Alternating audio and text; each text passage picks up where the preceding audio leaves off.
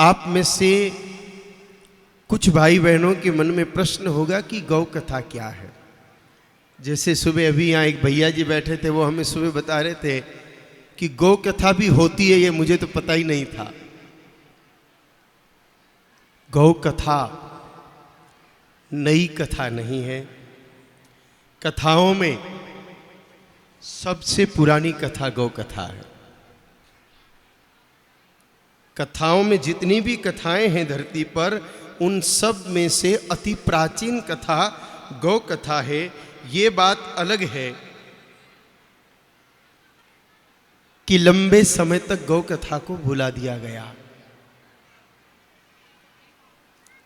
और आप सब भगवती वाराही मां के उपासक हैं और गौ माता की प्रथम कथा वाराह पुराण से ही प्रकट होती है।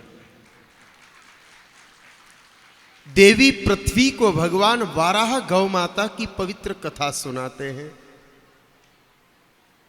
और सबसे आनंद की बात जो है वो ये है मेरे भाई बहनों कि अग्नि पुराण के 292वें अध्याय के 5वें श्लोक में भगवान अग्निदेव कहते हैं कि जो कोई गौ कथा करवाता है,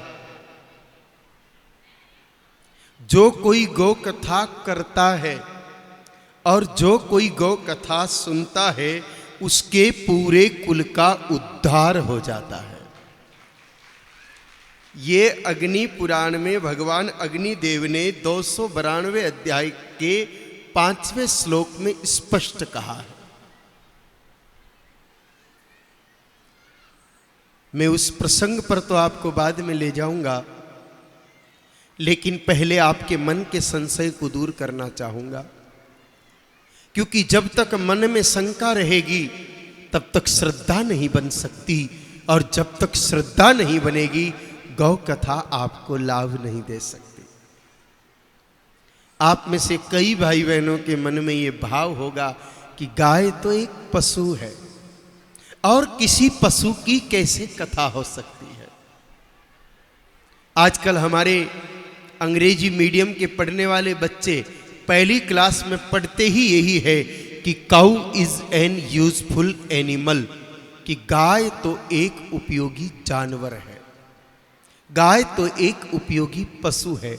जबकि सच्चाई कुछ और है।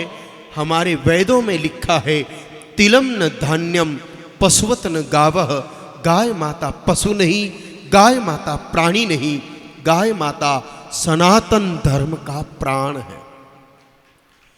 गाय माता जानवर नहीं, गाय माता भारतीय संस्कृति की जान है, अपने वैदिक सत्य सनातन धर्म की शुद्ध पहचान है।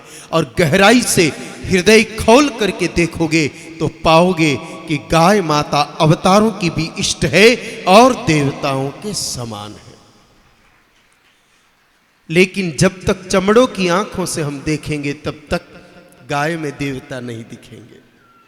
इन चमड़ों की आंखों से मेरे भाई बहनों, कोई मीराबाई जैसी महाभक्तिमती नारी को, कर्माबाई जैसी परम भक्तिमती नारी को, या धन्ना जाट जैसे परम भक्त को दर्शन हो सकते हैं, बाकी इन आंखों से ईश्वर को देख पाना मुश्किल है।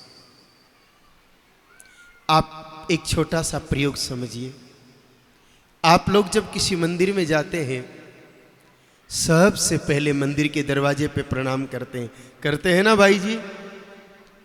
फिर अंदर जाकर के घंटी बजाते हैं और घंटी बजा के अपने दोनों हाथों को जोड़ के आंखों को बंद करके भगवान के सामने खड़े हो जाते हैं। क्यों भाई? जब घर से चले, पैरों को कष्ट दिया, समय लगाया, तो आंखें तो खुली रख के दर्शन करना चाहिए था। आपको किसी ने ट्रेनिंग दी कि आंख बंद करो? मंदिर के पुजारी जी बोलते हैं कि आंख बंद करो। अपने रावल ब्राह्मण समाज में तो बहुत सारे मंदिर के पुजारी हैं। बताओ, आपने कभी किसी को निर्देश दिया कि मंदिर में जाके आंख बंद करो? नहीं। ना ही मंदिर के नोटिस बोर्ड पर लिखा रहता है कि कृपया आंख बंद करके दर्शन करें, बिल्कुल नहीं। फिर भी अधिकांश लोग आंख बंद करते हैं। क्यों? कारण समझिएगा। जैसे ही हम मंदिर में जाते हैं, मंदिर में विराजमान भगवान तुरंत हमें निर्देश देते हैं और उनकी प्रेरणा से हमारी आंखें बंद होती है।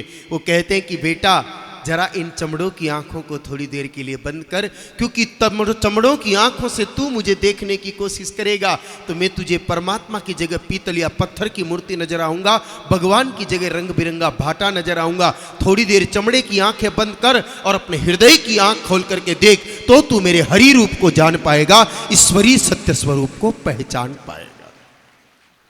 तो सज्जनों माताओं, चमड़ों की आंखों से देवता नहीं दिखते, देवता हृदय से दिखते हैं। और हृदय खोल करके जो अगर हम देखेंगे तो पाएंगे कि गाय माता पशु नहीं, परमात्मा का साक्षात महास्वरूप है।